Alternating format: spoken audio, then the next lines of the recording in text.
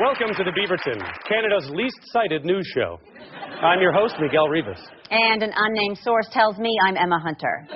Our top story, energy giant TransCanada says that a massive leak in the Keystone Pipeline has flooded South Dakota with thousands of gallons of new jobs.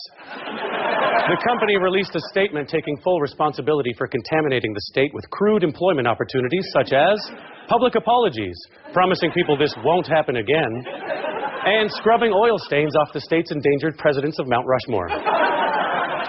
The company also noted that the task of cleaning up nearly 800,000 liters of oil will be a boon to its largest traditional employee group, undocumented workers.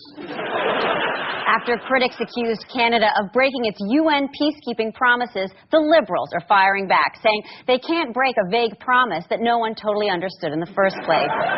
The Liberals recently reaffirmed their serious commitment to send some soldiers to do something in a place at some future time. Trudeau hopes his pledge of more troops than Uganda but fewer than Fiji will earn Canada a UN Security Council seat and a say on which international crisis to ignore next.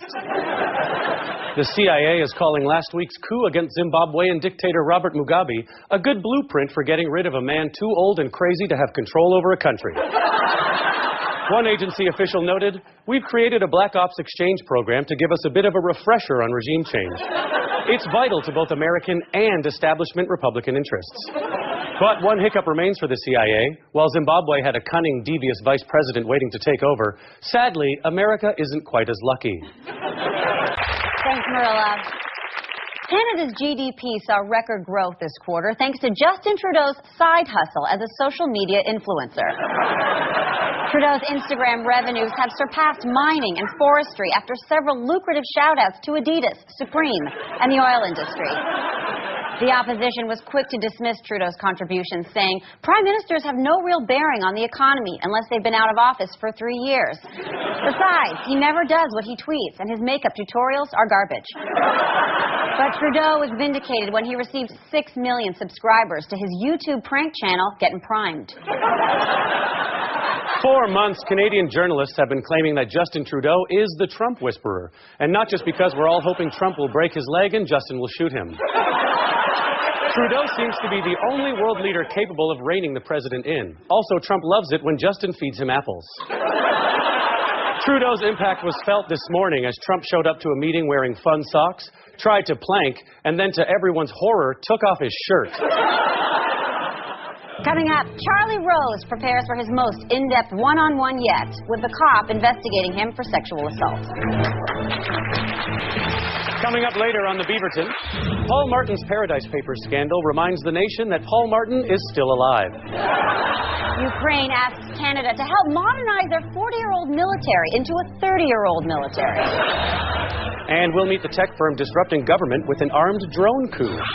With studies showing that 3% of gun owners own 50% of guns in America, Republicans are now doing something about this alarming stat, passing legislation to encourage trickle-down ammunition. According to NRA spokesnightmare Dana Loesch, we shouldn't punish the super-armed for having millions of rounds. After all, these people are wound creators. Republican lawmakers believe that now is the time for action. It's all part of their new supply sidearm economic model, popularized by the guy who shot Ronald Reagan. Good news for wireless consumers, with Rogers announcing new plans that offer unlimited data overage fees. For just $90 a month, you'll be able to spend thousands of dollars a month on data you already thought you paid for. The company stated in a press release, "This is all part of our commitment to serve our customers best. If Canadian families didn't love spending money on using data, then they'd all have phones based in Europe or America or literally anywhere else on Earth." With a new ban on protests outside of Ontario abortion clinics, anti-choice activists are now unsure what to do with their free time and all their graphic fetus posters. Some have taken up bothering women on their way to other elective procedures, prompting Queen's Park to create safe zones around laser eye surgery clinics. According to one pro-life group, "We're not picky. We'll protest any expression of female bodily autonomy." The protesters consider donating their stockpile of mutilated dolls to a daycare center, but then realize they don't care about children after they're born.